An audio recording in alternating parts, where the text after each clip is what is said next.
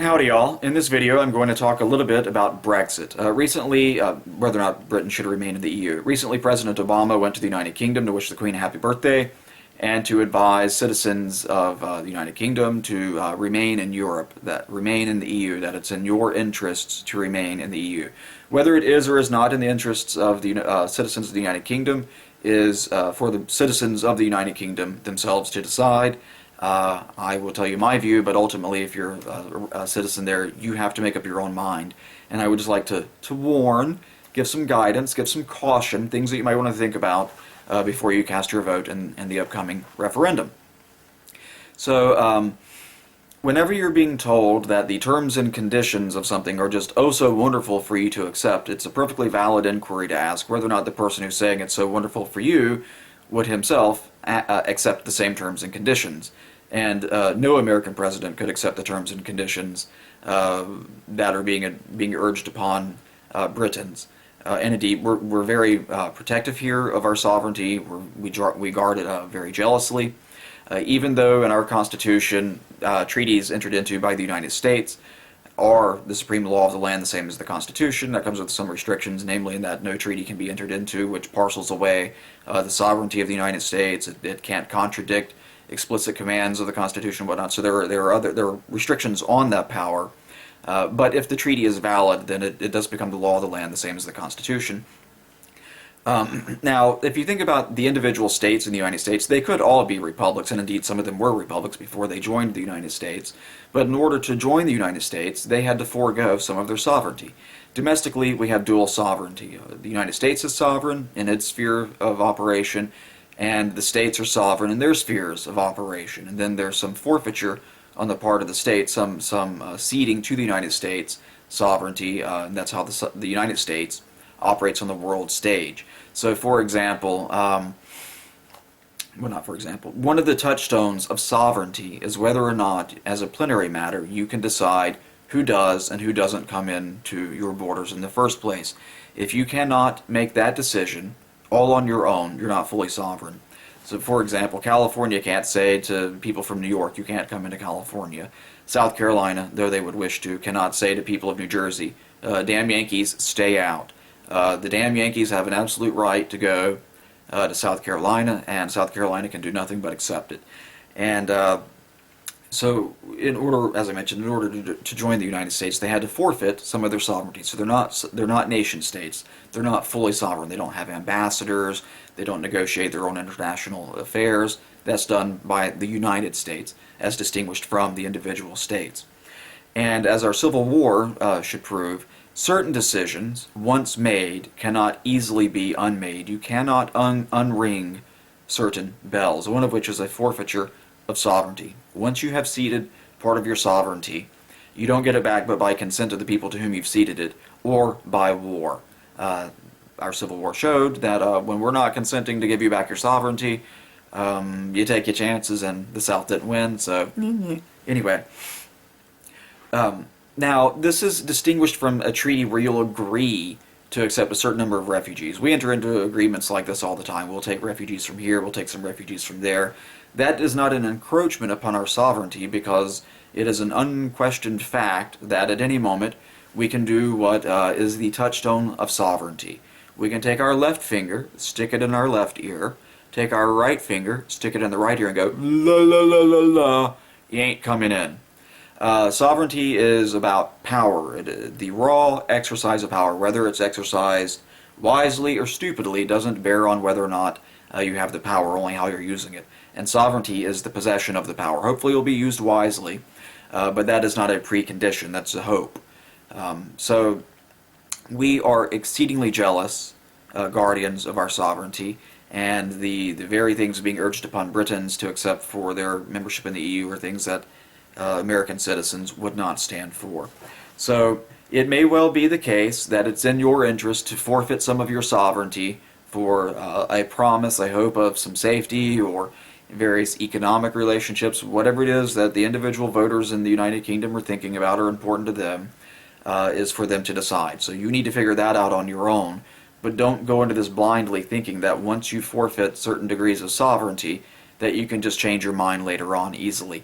These bells, once rung, are not easily unwrung, and I would advise you not to be eager to forfeit the sovereignty of one of the great democracies of the world. Now, in some of the debates on the question about why would the President of the United States go there and advise this, one of them was about how we came to the aid of the UK in the First World War and in the Second World War, and we've been guardians of the UK during the Cold War. All of that is true, but the argument further went that 1.5 million Americans gave their lives or were casualties of war in these various wars, looking out for the interests of the UK, among other things. And that's 1.5 million reasons the president would have. This is gibberish. We would, as a staunch Republican, and I don't mean that as a political party, I mean it as a theory of government, republicanism as distinguished from monarchism, for example. I'm a staunch Republican in that sense. I have a great deal of admiration for the UK. You've always stood up and done your own thing, and the more backbone the UK shows, the more apt Americans are, ordinary, everyday Americans are, to support the United Kingdom. And the more you look like sheep and are in I don't know, some kind of hurry to be like the rest of the sheep in Europe, the less keen we are on you. We like strong allies, we like strong democracies, we like people who know who they are, what they stand for, why they stand for it, and are willing to, give the old two-finger salute to anybody who says otherwise. Politely, of course, but still the two-finger salute. An eloquently put insult is still an insult. There's no extremely polite way to call someone a piece of shit, though you can do it in more colorful language. And for my own part, I like you more when you're stronger, and I like you better when you're independent. But as I mentioned, this is a decision for the voters in the United Kingdom in their own discretion to decide for themselves. You must decide this for yourself, but do so with your eyes wide open. Now, I have a great deal of admiration for the royal family for many reasons. I'll mention just a couple here.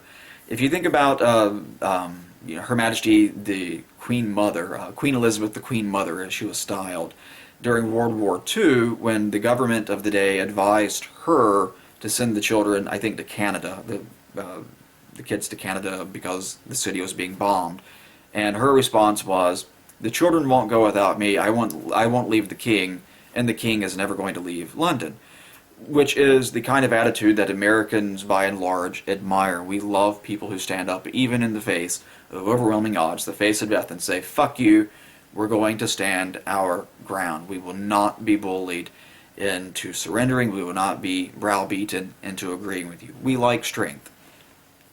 The Queen, who could have gone anywhere to save herself, and people would be like, "Okay, cool, we got a continuity of government, this kind of thing." Instead, she's like, "Actually, send me some advisors to teach me how to shoot a gun in case they come into the castle. I want to be able to fight it out till the end." We like that. And it is very sad for me to think about the UK slowly selling off, if you'll pardon the pun, the crown jewels, slowly parceling out its sovereignty and surrendering it to commissions of bureaucrats in the EU. It is ultimately a decision for members, citizens in the United Kingdom to make, but it does sadden me to think that you guys would be that eager to slowly perpetuate this decline of a great and proud democracy. Anyway, that's just my own view on that.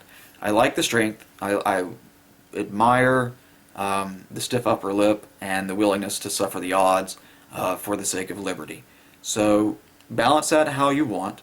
Do so intelligently, and think very carefully about anyone who wants to invite you to do something with respect to your own sovereignty that they are willing to fight a war at the drop of a hat over if anyone tried to bring that to their shores. And I can assure you, in this country, anyone who wants to come in and advise us to get rid of our sovereignty is going to be in for a fight. It is not something the American people would accept. It's not something any American president would accept. And indeed, we exempt ourselves in international treaties all the time from anything that even looks like it's going to encroach upon any sovereign decisions we might have to take. For example, we are not contracting parties to the additional protocol to the Geneva Conventions. You hear about international law banning so-called carpet bombing or whatever. we are not members to that protocol. We're signatories to it saying we'll try to follow it, we'll talk about it, but we didn't join it ultimately because joining that treaty, that part of this new additional protocol, would restrict in the future a president's options in war, and that is one thing that no American president can do, is restrict his own options. Our Constitution doesn't allow him to do it. It doesn't allow him to parcel out our sovereignty. We're very protective of that here. Whether or not you should be that protective of it in your country is up to you, but I would advise you, as one of your long-lost cousins, to think very carefully about it and to not be like the remainder of the sheep in Europe. Be your own people. Be proud of your heritage. Be proud of your traditions. Be proud of your democracy. Be proud of your wonderful country and fight for it. And that's my advice from a long-lost cousin, divided by a common language and many thousands of miles, which makes us love you all the more. Have a great day.